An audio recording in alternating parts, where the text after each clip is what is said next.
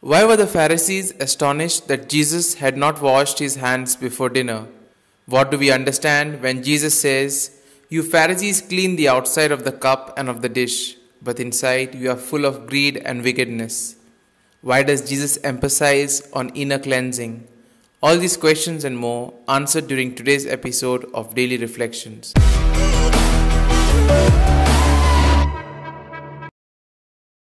In today's Gospel, there is the continuation of the tense relationship between Jesus and the religious authority of his time. But in spite of the tension, there was a certain familiarity between Jesus and the Pharisees. Invited to eat at their house, Jesus accepts the invitation. He does not lose his freedom before them, and neither do the Pharisees before him. Which brings us to the first point, the liberty of Jesus.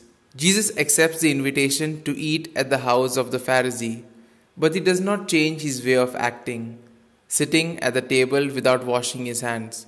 Neither does the Pharisee change his attitude before Jesus, because he expresses his surprise at the fact that Jesus did not wash his hands.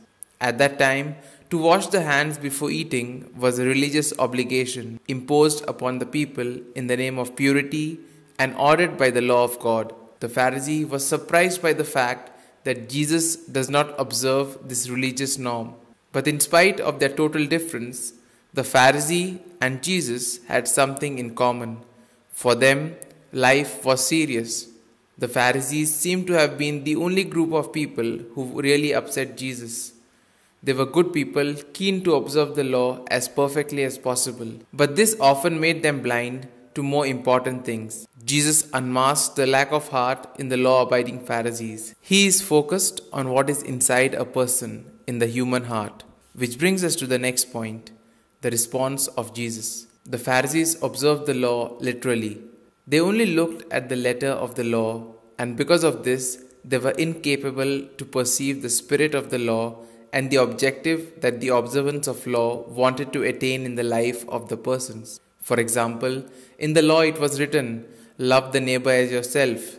And they commented, "We should love the neighbor, yes, but only the neighbor, not the others." And from there arose the discussion about the question, "Who is my neighbor?" In order to be faithful to what God asks of us, it is not sufficient only to observe the letter of the law. It would be the same thing as to clean the cup on the outside and to leave the inside all dirty. Only to observe the law of God fully, beyond the letter, goes to the roots and pulls out from within the person the desires of robbery and injustice. It is in the practice of love that the fullness of law is attained. Which brings us to the next point, holiness in daily life. The gospel traditions makes clear that part of Jesus' message was a new way of thinking about what was holy. For Jesus, holiness is not a matter of avoiding what is considered ritually impure. Such an attitude can only lead to fear and paralysis, because the boundaries between pure and impure need to be rigorously policed. When Jesus and his followers eat and drink with those declared sinners and outcasts, God's kingdom comes about. It is a moment of liberation. Pope Francis says that the person receiving the Eucharist ought to take on the mentality of Jesus and live for him and for others. True freedom is a marvelous gift. It can be all too easy to fall into the trap of conforming to the expectations of others. We miss out then by not developing our own inner life, which helps us to live other than through mere conformity to outside show. Jesus tells us that holiness lies in wholeness and integrity. We are all invited to be one piece without deep contradictions. Here are some points for our personal reflection. Does our church today merit the accusation which Jesus addressed against the scribes and the Pharisees? What inner arms have I to share with others? Do I believe that even my little prayers for the world are blessed by God? These points can be of great help to reflect on today's gospel.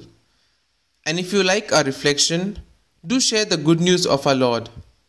Have a good day, and may God bless you all. Amen.